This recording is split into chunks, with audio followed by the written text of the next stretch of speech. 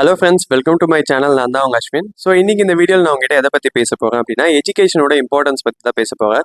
நான் ஏன் ஸ்பெசிஃபிக்காக இந்த டாபிக் எடுத்து பேசுகிறேன் அப்படின்னா, ரீசெண்டாக பர்வீன் சுல்தான் அவங்களோட வீடியோ ஒன்று பார்த்தோம்னா, அவங்க வந்து ஒரு ஸ்கூலில் போய் பேசிட்டு இருப்பாங்க. அப்போ அந்த ஸ்கூல் பொண்ணு வந்து ஒன்று கேட்கும், இது மாதிரி எனக்கு வந்து சினிமா பாட்டெல்லாம் ஈஸியாக ஞாபகத்துக்கு வந்துடுது, ஆனால் நான் படிக்கிற லெசன்ஸ் என்னால் எதுவுமே மனப்பாடம் பண்ண முடியல அப்படின்னு. அதுக்கு அவங்க ரொம்ப அழகாக பதில் சொல்லியிருப்பாங்க. அதாவது, நான் வந்து இப்போ ப்ரொஃபஸராக இருக்கேன். ஒரு நாளைக்கு எனக்கு வேலைன்னு பார்த்தா 1 மணி நேரம் 2 மணி நேரம் தான். இது இல்லாமல் எனக்கு வந்து casual leave, sick leave, festival லீவுன்னு எத்தனை லீவ் இருக்குது. ஸோ என்னோட மாத சம்பளம் மட்டும் இந்த ப்ரொஃபஷனல் துறையிலேருந்து எனக்கு 1,60,000 வருதுன்னாங்க. இது இல்லாமல் அவங்க வந்து கார் வச்சுருக்காங்க, எனக்கு சொந்தமாக வீடு இருக்குது. இது எல்லாமே பார்த்தீங்கன்னா எனக்கு ஒரு கல்வி தான் கொடுத்தது, எந்த ஒரு சினிமா பாட்டும் கொடுக்கலன்னாங்க. இது உண்மையிலேயே வந்து ரொம்ப ஒரு நல்ல பதில். இந்த பதிலுக்கு அப்புறம் நான் அப்படியே என்னோட வாழ்க்கையை யோசிச்சு பார்த்தேன். என்னோட வாழ்க்கையில் வந்து கல்வி வந்து எவ்வளோ மேம்படுத்திருக்கு என்னோட வாழ்க்கையை அப்படின்னு. நான் ஏன் அதை சொல்கிறேன் அப்படின்னா, இப்போ நான் வந்து பார்த்தீங்கன்னா ஒரு நடுத்தர குடும்பத்திலிருந்து தான் வந்தேன். என்னோட ஃபேமிலியில் வந்து யாருமே வந்து படிக்கல. நான் தான் ஆக்சுவலாக ஃபர்ஸ்ட் கிராஜுவேட்டு. அப்படி இருக்கும்போது எனக்கு வந்து யாருமே கைடும் பண்ணல. யாரோ ஒருத்தவங்க வந்து நான் மெக்கானிக்கல் இன்ஜினியரிங் போடுனாங்க, எங்கள் வீட்லேயும் போட்டாங்க. நானும் படித்து முடிச்சு வெளியே வந்தேன். அப்போ தான் தெரிஞ்சது, வேலை தேடும்போது இன்னும் கொஞ்சம் நல்லா படிச்சிருக்கலாமோ, இல்லை இன்னும் கொஞ்சம் ஏதாவது அடிஷ்னலாக ஸ்கில்லு படிச்சிருக்கலாமோ அப்படின்னு. பிகாஸ் நினச்ச வேலை எதுவுமே கிடைக்கல. ஸோ அதனால ஏதோ ஒரு வேலைக்கு வந்து நாங்கள் போயிட்டு வந்தோம். போயிட்டு இருக்கும்போது ஒரு கட்டத்தில் மேலே எங்களுக்கும் தெரிஞ்சது, என்னோட ஃப்ரெண்ட்ஸ் சர்க்கிளும் சரி, எங்களுக்கும் சரி, இதுக்கு மேலே எங்களால் வந்து இந்த கெரியரில் வந்து க்ரோத் இருக்காது அப்படின்னு. சரி, அதுக்கப்புறம் இப்போவாது படிப்போம்னு சொல்லிட்டு ஆளாளுக்கு பர்சனலாக எடுத்து படித்தோம். படித்து இப்போ அவங்கவுங்க துறையில் வந்து ஓரளவுக்கு நல்லா இப்போ இருக்கும். இது எல்லாமே கொடுத்தது பார்த்தீங்கன்னா கல்வி தான். ஏன்னா இதுக்கு முன்னாடி நாங்கள் இருந்த ஜாப்ல நாங்கள் எங்கேயாவது வெளியே போகணுன்னா கூட ஒரு 6 மாதத்துக்கு முன்னாடியே வந்து காசு சேர்த்துக்கிட்டு இருக்கோம். சரி, இந்த ஊருக்கு நம்ம ட்ரிப் போகலாம் அப்படின்னு. கடைசியில் வந்து அது யார்கிட்டே காசு இல்லைன்னு கேன்சல் ஆகும். இல்லை ஒரு நினைச்ச ஹோட்டலில் போய் நம்மளால சாப்பிட முடியாது. நம்மளுக்குன்னு ஒரு ஃபினான்ஷியலாக ஒரு ஸ்ட்ரகிள் இருக்கும். இது எல்லாமே நாங்கள் வந்து கொஞ்சம் வருஷத்துக்கு முன்னாடி ஃபேஸ் பண்ணிட்டு இருந்தோம். பட் படித்து ஒரு நல்ல ஜாபுக்கு வந்ததுக்கப்புறம் இப்போ நாங்கள் நினச்ச ஹோட்டலுக்கு போய் சாப்பிட முடியுது. நினச்சா ஒரு தமிழ்நாட்டோ இல்லை இந்தியாவுக்குள்ளேயும் எங்கே வேணா எங்களால் ட்ரிப்பு போக முடியுது. இது எல்லாமே கொடுத்தது வந்து கல்வி மட்டும்தான். ஸோ இதை ஏன் சொல்ல வரேன் அப்படின்னா, நிறைய பேர் வந்து என்ன சொல்கிறாங்க அப்படின்னா, ஒரு ஹை டிமாண்ட் இருக்க ஜாபுக்கு போகணும் அப்படின்னா உங்களுக்கு ஹை ஸ்கில் தேவை. அந்த ஹை ஸ்கில் கற்றுக்க கஷ்டப்பட்டுட்டு அவங்கவுங்க என்ன முடிவு எடுத்துறாங்க அப்படின்னா, ஐடி ஜாபா இல்லை இந்த ஜாபா, இதில் வந்து இவ்வளோ நெகட்டிவ் இருக்குது, அங்கே போனால் உங்களுக்கு ஸ்ட்ரெஸ் இருக்குது, டென்ஷன் இருக்குது, உங்கள் பாடி வந்து வெயிட் போடும், நீங்கள் உங்கள் ஹெல்த்தே போயிடும் அப்படின்னாங்க. எந்த துறையை எடுத்தாலுமே ஏதாவது ஒரு ப்ராப்ளம் இருந்துகிட்டே தான் இருக்குது. இப்போ ஐடி துறையை தவிர்த்து மிச்சம் எந்த துறையை எடுத்தாலும் எல்லாரும் வந்து 100 வருஷம்லாம் யாரும் வாழ்ந்துட போதில்லை. எல்லா துறையிலையுமே ஏதோ ஒரு கஷ்டம் இருந்துகிட்டே தான் இருக்குது. நீங்கள் உங்கள் டிமாண்ட், அதாவது உங்கள் ஸ்கில்லை இம்ப்ரூவ் பண்ணாமல் நீங்கள் இது மாதிரி சொல்லிட்டு இருக்கிறது வேஸ்ட்டு. அதாவது நீங்கள் சொல்லலாம், எப்போ சொல்லலாம் அப்படின்னா, நீங்கள் ஐடியில் ஒர்க் பண்ணி நீங்கள் இது மாதிரி ப்ராப்ளம் ஃபேஸ் பண்ணுறீங்க அப்படின்னா கண்டிப்பாக நீங்கள் இது மாதிரி சொல்லிட்டு உங்களுக்கு எந்த துறை பிடிச்சிருக்கோ அந்த துறை போகலாம். ஆனால் இதை கற்றுக்காமையே சில பேர் வந்து வெளியில இருந்து பார்த்துட்டு இதை பற்றி கேட்டுட்டு அவங்களே வந்து அந்த முடிவு எடுத்துக்கிறாங்க. அப்படி எந்த முடிவும் எடுத்துக்கிறாதீங்க. இது எப்படின்னா, ஒரு பணக்காரன் ஆகாம ஒரு ஏழ்மையான குடும்பத்துல இருந்து எனக்கு படுத்தா நிம்மதியா தூக்கம் வருதா, அதான் எனக்கு வேணும், மனசுல நிம்மதி இருக்குன்னு சொல்லுவாங்க. இது எந்த ஒரு பணக்காரனுமே வந்து பணக்காரன் ஆயிட்டு நான் ஏழை ஆகணும்னு சொல்ல மாட்டான். ஒரு ஏழையோ இல்லை ஒரு நடுத்தர வர்க்கத்துல இருக்கவங்க தான் வந்து பணத்தை பார்த்து பயந்துக்கிட்டு இந்த மாதிரி சொல்லுவாங்க. நீங்க அப்படி சொல்றீங்க அப்படின்னா நீங்க பணக்காரனா ஆயிட்டு அதுக்கப்புறம் சொல்லுங்க. ஏன்னா சில பேர் வந்து இது மாதிரி ஏதோ ஒரு காரணத்தை வச்சு தள்ளி போட்டுட்டு அவங்களுக்கு வந்து வராத விஷயத்த போய் ட்ரை பண்ணுவாங்க. சில பேர் வந்து பிசினஸ் ஸ்டார்ட் பண்ணணும்னு நினைப்பாங்க. தப்பு இல்லை. ஆனா உண்மையிலேயே அந்த பிசினஸை பத்தி தெரிஞ்சுதான் பண்றீங்களா? அந்த பிசினஸ்க்கு இன்வெஸ்ட்மெண்ட் தேவையா தேவையில்லையா? உங்க ஐடியா மட்டும் போதுமா? பிகாஸ் ஏன் சொல்றேன் அப்படின்னா, நீங்க வந்து ஒரு ட்ரக் ஃபுட் பிசினஸ் பண்றீங்க அப்படின்னா ஆல்ரெடி ஒருத்தவன் பண்ணிட்டு இருப்பான். அவனை விட நீங்க என்ன டிஃப்ரெண்டா பண்ண போறீங்க? உங்களுக்கு என்ன யூனிக் செல்லிங் பாயிண்ட் இருக்கு? அதெல்லாம் வந்து ரொம்பவே முக்கியம். ஸோ அதெல்லாம் தெரிஞ்சுதான் நீங்க ஒரு பிசினஸ் பண்றீங்க அப்படின்னா பிரச்சனை இல்லை. நான் வந்து இந்த துறைக்கு போக பயந்துட்டு அதுக்கு பதிலாக நான் இதை எடுத்து படிக்கிறேன். சில பேர் வந்து பேச்சுலர் டிகிரி முடிச்சிருப்பாங்க, முடிச்சுட்டு வேலை கிடைக்காதனால எம்பிஏ போடுவாங்க, இல்லை எம்எஸ்சி போடுவாங்க. இதெல்லாம் வந்து விருப்பப்பட்டு போவாங்க, போகட்டும், தப்பு இல்லை. ஆனால் விருப்பப்படாம நீங்க எதுவுமே கிடைக்கலன்றதுக்காக ஒன்று சூஸ் பண்றீங்க அப்படின்னா ரொம்பவே உங்களுக்கு தான் கஷ்டம். இதே மாதிரி தான் கோபிநாத் வந்து ஒரு காலேஜில் போய் பேசும்போது அங்கே ஒரு ஸ்டூடெண்ட் வந்து கேட்பாங்க ஏதோ ஒன்று, அதாவது படிக்காம வாழ்க்கையில ஜெயிக்கவே முடியாதா அப்படின்னு. அதுக்கு அவர் சொல்லுவாரு, படிக்காம ஜெயிச்சா 10 பேரை எல்லாம் இருந்தாலும் ஈஸியாக சொல்லிட முடியும், அந்த 11வது பேர் 12வது பேர் வந்து யாருக்குமே தெரியாது. ஆனா படிச்சு ஜெயிச்சவங்க லட்சக்கணக்கான பேர் வெளியே இருக்காங்க, அது என்னால சொல்ல முடியும்னு. உண்மைதான். அந்த படிச்சு ஜெயிச்சவங்கன்னு அவர் சொன்னது வந்து எல்லாமே வந்து அம்பானியாவோ அதானியா ஆகணும்னு அவசியம் இல்லை. உங்க ஃபேமிலியை வந்து ஃபினான்ஷியலாகவும் சரி, ஒரு நாலேஜ் வைஸும் சரி, இப்ப இருக்கிற கட்டத்தை விட உங்களால அடுத்த கட்டத்துக்கு வந்து இந்த சொசைட்டிக்கு கொண்டு போக முடியுது அப்படின்னா நீங்களும் ஜெயிச்சவங்க தான். பிகாஸ் படிக்காம இருக்கும்போது ஒரு பயம் இருந்துட்டே இருக்கும். படிச்சவங்களை பார்த்தா இவன் நல்லா இங்கிலீஷ் பேசுறான், இவன் நல்லா நிறைய விஷயம் தெரியுமோ அப்படின்னு. பட் நீங்களும் படிச்சிருந்து அவன் பேசுறத கேட்டிங்கன்னா அவனை விட நீங்க தெளிவா யோசிக்கிற மாதிரி இருக்கும். ஸோ இதெல்லாம் வந்து படிச்சிருந்தா தான் தெரியும். அதுதான் ரொம்ப முக்கியமான விஷயம். அதே மாதிரி இது உங்களுக்கு வந்து ஒரு ஸ்டோரி மூலியமா சொல்லணும் அப்படின்னு ஆசைப்படுறேன். அதாவது, ஒரு பொண்ணு வந்து ஒரு ஸ்கூல்ல படிச்சுட்டு இருக்கா. அந்த பொண்ணு கூட கிளாஸ்மேட்ஸ் எல்லாம் இருக்காங்க. அதுல ஒரு பொண்ணு வந்து அவங்க அப்பாவோட போய் ஏதோ ஹோட்டல்ல வந்து ஒரு தோசை சாப்பிட்டு இருக்கா. அந்த தோசை நல்லா இருக்குன்னு இந்த பொண்ணுகிட்ட வந்து சொல்றா. இந்த பொண்ணுக்கு வந்து அதே ஹோட்டல்ல போய் அதே தோசை சாப்பிடணும்னு ஆசை. அந்த பொண்ணு ஆனா கொஞ்சம் ஏழ்மையான குடும்பத்துல இருந்து வந்த பொண்ணு. அந்த பொண்ணு போய் அவங்க அப்பா கிட்ட சொல்றா, இந்த மாதிரி எனக்கு அந்த கடையில வந்து தோசை வாங்கி கொடுங்கப்பா அப்படின்னு. அந்த அப்பாவுக்கு தெரியுது அவனால வாங்கி கொடுக்க முடியலன்னு. அவர் சொல்றாரு, நீ நல்லா படிச்சு 10th நல்ல மார்க் எடுமா, நானே உனக்கு வாங்கி தரேன்னு சொல்லி விட்டுறாரு. அந்த பொண்ணு அந்த தோசைக்காக ஒரு மோட்டிவேஷனா எடுத்துட்டு நல்லா படிச்சு அந்த மாவட்டத்திலேயே டிஸ்ட்ரிக்ட் ஃபர்ஸ்ட் வாங்குறா அந்த பொண்ணு. வாங்கின உடனே அவங்க அப்பா கிட்ட போய் சொல்றா, இப்போ நான் டிஸ்ட்ரிக்ட் ஃபர்ஸ்ட் வாங்கிட்டேன்ப்பா, நல்ல மார்க் வாங்கியிருக்கேன், எனக்கு தோசை வாங்கிட்டாங்க அப்படின்னு. அவங்க அப்பாவும் வந்து சரி நம்ம ப்ராமிஸ் பண்ணதை மீறக்கூடாதுன்னு சொல்லிட்டு அந்த பொண்ணை கூட்டிட்டு இந்த ஹோட்டலுக்கு போறாரு.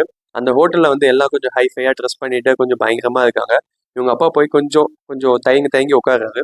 அப்போ அந்த சர்வெண்ட் வந்து கேட்குறாரு என்ன வேணும் அப்படின்னு. ஸோ அப்போ சர்வெண்ட்டை கூப்பிட்டு சொல்றாரு, என்னோட பொண்ணு வந்து மாவட்டத்திலே முதல் மார்க் வாங்கியிருக்கா, நான் அவளுக்கு வந்து இதுமாதிரி வாங்கி தரேன்னு. உங்க மெனு கார்டு படி பார்த்தா ஒரு தோசை தான் வாங்க முடியும். ஒரே ஒரு இலை மட்டும் எனக்கு பொண்ணுக்கு போட்டு ஒரே ஒரு தோசை மட்டும் கொடுங்க, அது எனக்கு போதும் அப்படின்றாரு. இதை கேட்டு அந்த சர்வெண்ட்டுக்கு வந்து ரொம்ப கஷ்டமாயிடுது. அதாவது மாவட்டத்திலே முதல் மதிப்பு வாங்கின பொண்ணுக்கு அவங்க அப்பானால ஒரு நல்ல சாப்பாடு கூட வாங்கி கொடுக்க முடியலையா அப்படின்னு சொல்லிட்டு அவர் போய் முதலாளி கிட்ட சொல்றாரு, அவங்க 2 பேருமே என்ன வேணுமோ சாப்பிடட்டும், நான் வந்து அதுக்கு பே பண்றேன் அப்படின்னு சொல்றாரு. என் கடை ஓனருக்கு வந்து ரொம்பவே நெகிழ்ச்சி ஆயிடுது. சே ஒரு சர்வெண்ட் பெருந்தன்மை கூட நமக்கு இல்லையேன்னு சொல்லிட்டு, நீ கவலைப்படாத, ஒரு டேபிள் மட்டும் அரேஞ்ச் பண்ணு, நான் உங்களுக்கு விருந்தே வைக்கிறேன்னு சொல்லிட்டு ஒரு டேபிள் அரேஞ்ச் பண்ணி அவங்களுக்கு விருந்தே கொடுக்குறாரு. அந்த பொண்ணுக்கு என்ன நடக்குதுன்னே புரியல. அதுக்கப்புறம் அவங்க சாப்பிட்டு முடிச்சதுக்கப்புறம் அந்த முதலாளியும் சரி அந்த சர்வெண்ட்டும் சரி சில ஸ்வீட் பாக்ஸு சில கிஃப்ட் பாக்ஸ்லாம் அவங்க சார்பாக கொடுக்குறாங்க. கொடுத்து சொல்றாங்க, இதை வந்து அக்கம் பக்கத்துல வீட்டவர்களும் கொடுத்து நீ சந்தோஷமா கொண்டாடுமா, நீ வந்து ஸ்டேட் ஃபர்ஸ்ட் வாங்கியிருக்க, அதாவது மாவட்டத்திலே முதல் மார்க் வாங்கியிருக்க, இது வந்து எங்களுக்கு ரொம்பவே பெருமையா இருக்கு, நீ இதே மாதிரி நல்லா படின்னு சொல்லி அனுப்புறாங்க. அப்பதான் அந்த பொண்ணுக்கு புரியுது கல்வியோட முக்கியத்துவம் என்னன்னு. அந்த பொண்ணு இது மாதிரி படிச்சா நம்மள இன்னும் நிறைய பேர் பாராட்டுவாங்க, நம்ம இன்னும் நல்லா வரலாம்னு சொல்லி படிச்சு அந்த பொண்ணு ஐஏஎஸ் ஆகி அந்த ஊர் மக்களுக்கு நல்லதுதான் நினைக்கிறா. இதை நான் ஏன் சொல்றேன் அப்படின்னா, கல்வியை வந்து நீங்க ஒரு கருவியாவும் பார்க்கணும், அதே நேரத்துல உங்க வாழ்க்கையை வந்து எப்படி மேம்படுத்துறதுன்னு நீங்க பார்க்கணும். நீங்க எந்த ஒரு தலைவர்கள் எடுத்தாலுமே வந்து கல்வியை வந்து அவங்க சாகிற நாள் வரைக்கும் படிச்சுட்டே தான் இருந்தாங்க.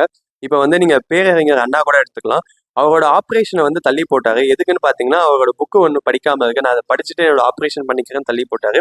அதே மாதிரி கார்ல் மார்க்ஸ் வந்து 35 வருஷம் வந்து லைப்ரரியிலேயே வந்து டைம் ஸ்பெண்ட் பண்ணி கம்யூனிசமுக்கு ஒரு மேனிஃபெஸ்டே கிரியேட் பண்ணி கொடுத்தாரு. இப்போ வரைக்கும் கம்யூனிஸ்ட் அதை தான் வந்து பைபிளா ஃபாலோ பண்ணிட்டு இருக்காங்க. அது இல்லாம எப்பெல்லாம் டைம் கிடைக்குதோ அப்ப வந்து நம்ம ஜவஹர்லால் நேரு வந்து டிராவலிங் டைம் அப்ப படிச்சுட்டு இருந்தாரு. அதை விட பகத்சிங் அவர் தூக்கு கயிறு போற வரைக்குமே வந்து படிச்சுட்டு தான் இருந்தாரு. நம்ம அப்துல் கலாம் சார், ராதாகிருஷ்ணன் சார், இவங்க எல்லாருமே நம்மளுக்கு திருப்பி திருப்பி சொன்னது வந்து படிங்கன்னு தான் சொல்லியிருக்காங்க. நம்ம படிக்காத காமராஜர் கூட ஸ்கூல்ல வந்து மதிய உணவு திட்டத்தை கொண்டு வந்தாரு. ஏன் கொண்டு வந்தாரு அப்படின்னா, இதுக்காகவாது பேரண்ட்ஸ் வந்து பசங்களை வந்து ஸ்கூலுக்கு அனுப்புவாங்க படிக்க அப்படின்னு சொல்லி தான் கொண்டு வந்தாரு. ஸோ இந்த மாதிரி கல்வியோட முக்கியத்துவத்தை இவங்கெல்லாம் புரிஞ்சதுனால தான் நம்மளுக்கு இவ்வளோ விஷயம் பண்ணி கொடுத்துட்டு போயிருக்காங்க. இதை நம்ம தான் வந்து பயன்படுத்திக்கணும். கல்வின்றது வெறும் ஸ்கூல் வரைக்கும் காலேஜ் வரைக்கும் தான் இல்லை. ஏன் நீங்க இந்த வீடியோ பார்க்குற நீங்க ஸ்கூல் படிக்காம கூட இருந்திருக்கலாம், காலேஜ் படிக்காம கூட இருந்திருக்கலாம். அதெல்லாம் ஒண்ணுமே இல்லை. நீங்க இப்போ கூட ஏதோ ஒரு நூலகத்துக்குள்ள போய் ஏதோ ஒரு நம்ம ஜேகே, சுஜாதா, இல்லை நான் சொன்ன இப்போ கார்ல் மார்க்ஸ், ஏதோ உங்களுக்கு எந்த ஜேர்னல் பிடிக்குதோ எடுத்து படிங்க.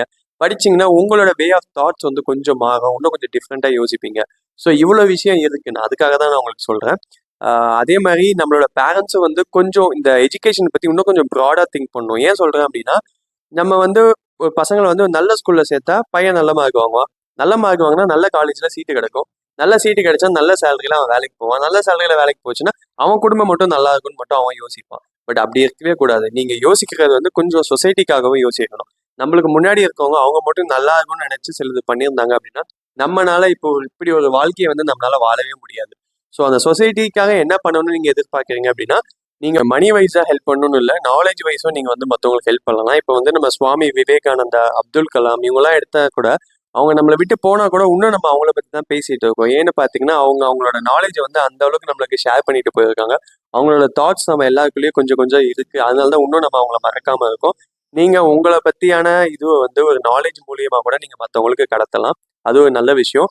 2வது, அப்ப என்னோட பேஷனை வந்து நீங்க ஃபாலோ பண்ணக்கூடாதான்னு நீங்க கேட்கலாம். கண்டிப்பா ஃபாலோ பண்ணலாம். அது எப்போன்னா, ஒரு டிகிரியாவது நீங்க கண்டிப்பா முடிச்சிருக்கணும். அதாவது நீங்க வந்து ஒரு அம்பானியோ இல்லை பில்கேட்ஸ் ஃபேமிலியில பிறந்திருக்கீங்க அப்படின்னா டிகிரி எதுவுமே வேணாம், அப்படியே நீங்க விட்டுறலாம். பட் ஒரு நடுத்தர குடும்பத்துல இருக்கீங்க, ஒரு ஏழ்மையான குடும்பத்துல இருக்கீங்க அப்படின்னா, உங்க குடும்பத்துல யாருமே படிச்சது இல்லை அப்படின்னா, கண்டிப்பா நீங்க ஒரு டிகிரியாவது முடிச்சுட்டு அதுக்கப்புறம் தான் நீங்க வந்து உங்க பேஷனை ஃபாலோ பண்றது இது பண்றதா இருக்கும். பிகாஸ் ஒரு கல்வி கொடுக்குற ஒரு டிகிரி கொடுக்குற கான்ஃபிடென்ட் வந்து வேற எதுவுமே கொடுக்காது. இப்போ நீங்க நாளைக்கு ஒரு பிசினஸ் ஸ்டார்ட் பண்றீங்க, அது எங்கேயோ நீங்க தோத்து போயிடுறீங்கன்னா கூட வச்சுப்போமே, அது தோத்து போனா கூட மறுபடியும் ஸ்கிராச்ல இருந்து ஆரம்பிக்க வந்து ஒரு டிகிரி வேணும். ஒரு டிகிரி இருந்தால் தான் எங்கேனாலும் வேலை கொடுப்பாங்க. எவ்வளோ பேர் சொல்லுவாங்க இது மாதிரி வந்து. இப்போ நீங்க கூட கேட்கலாம், நான் கூட வந்து மெக்கானிக்கல் இன்ஜினியர் படித்தேன், இதுல என்ன நீ வந்து ஒரு படிச்சது மெக்கானிக்கல் இன்ஜினியரிங், இப்போ வேலை பண்றது ஐடி, இப்போ என்னத்த நம்ம படிச்சதுக்கும் வேலை பண்றதுக்கும் சம்மந்தமே இல்லைன்னு நீங்க யோசிக்கலாம். பட் என்னன்னு கேட்டீங்கன்னா, நான் ஒரு டிகிரி முடிக்கணும் அப்படின்னா கிட்டத்தட்ட 36 சப்ஜெக்ட் கிட்ட நான் எழுதி கிளியர் பண்ணியிருக்கேன். அதுக்குமே வந்து ஒரு கன்சிஸ்டன்சி வேணும், ஒரு டிசிப்ளின் வேணும். பிகாஸ் எல்லா நாளையுமே இதை படிச்சிட முடியாது, எல்லா நாளையுமே பண்ணிட முடியாது.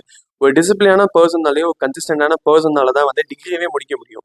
நீங்க அந்த டிகிரி முடிக்கிறீங்க அப்படின்னா நீங்களும் அந்த பர்சனாக தான் வருவீங்க.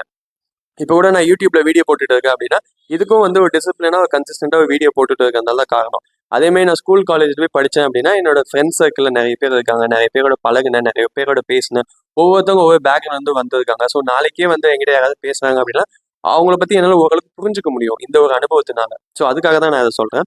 அதே மாதிரி படிச்சவன் வந்து எங்க தோத்து போறான் அப்படின்னு பாத்தீங்கன்னா, எவனுக்கு ஒருத்தனுக்கு பகுத்தறிவு இல்லையோ, எவன் ஒருத்தனுக்கு வந்து காமன் சென்ஸ் இல்லையோ அவன் தான் வந்து படிச்சிருந்தாலும் தோத்து போயிடறான். நான் ஏன் இதை சொல்ல வரேன் அப்படின்னா, இப்போ நான் வந்து எஜுகேஷனை பத்தி பேசுறேன். இதே மாதிரி என்னை மாதிரி வேற யாராவது வந்து எஜுகேஷனை பத்தி பேசுவாங்க. நீங்க வந்து அதையும் இதையும் கேட்பீங்க. கேட்டுட்டு நீங்க இதுல உங்களுக்கு எது செட் ஆகுமோ அந்த கருத்தை எடுத்து நீங்க அதை பகுத்து ஆராய்ஞ்சு அதுல இருக்க நல்ல விஷயத்த மட்டும் நீங்க எடுத்துக்கணும். அதுதான் வந்து பகுத்தறிவு. இல்ல அப்படின்னா யாரு என்ன சொன்னாலும் நம்பலாம் அப்படின்னா உங்களை வந்து எல்லாருமே வந்து ஈஸியா ஏமாத்திட்டு போயிடலாம், சீக்கிரம் மேனிப்புலேட் பண்ணிட்டு போயிடலாம். ஸோ அதை தான் நான் சொல்ல வரேன். ரெண்டாவது வந்து இந்த காமன் சென்ஸ்ன்றதை நான் எப்படி சொல்ல வரேன் அப்படின்னா, இப்போ வந்து ஆஹ் இப்போ ஒருத்தவங்க வீட்டுக்கு போவாங்க அப்படின்னா வீட்டில் குழந்தைங்க இருப்பாங்க. போகும்போது அவங்களுக்கு அந்த ஸ்வீட் வாங்கிட்டு போகிறது, இல்லை ஏதாவது சாக்லேட் வாங்கிட்டு போய் கொடுக்குறது வந்து ஒரு சின்ன ஒரு காமன் சென்ஸ். வீட்டுக்கு பெரியவங்க வராங்க அப்படின்னா அவங்களோட உட்காந்து பேசுறது. நீங்க ஃபோனவே பார்த்துட்டு இருந்தீங்கன்னா அவங்களுக்கு ஒரு மாதிரியா இருக்கும். ஸோ கொஞ்ச நேரம் உட்காந்து பேசிட்டு அதுக்கப்புறம் நீங்க உங்க வேலையை கூட பார்க்க போகலாம். இதெல்லாம் வந்து ஒரு சின்ன சின்ன காமன் சென்ஸ். இது இல்லாம இருக்கிறதுனால தான் வந்து படிச்சிருந்தாலும் தோற்று போயிடலாம். பிகாஸ் ஒரு வந்து முட்டாளை வந்து நீங்க அறிவாளி ஆக்கிடலாம். ஆனா அந்த அறிவாளி வந்து ஒரு மனுஷனா ஆக்குறதுக்கு வந்து இந்த காமன் சென்ஸ், இந்த பகுத்தறிவு ரொம்பவே முக்கியம். ஸோ அதுதான் நான் சொல்ல வரேன்.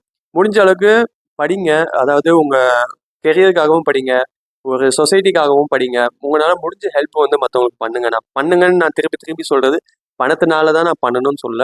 உங்க நாலேஜ் மூலியமாவும் நீங்க பண்ணலாம். ஸ்கூல் படிக்கும்போது நம்ம இப்படி யோசிச்சுட்டு இருப்போம், நம்ம சொல்லிக் கொடுக்கறத மற்றவங்க கத்துக்கிட்டா நம்மளுக்கு வந்து இதுவாயிடுமே அப்படின்னு.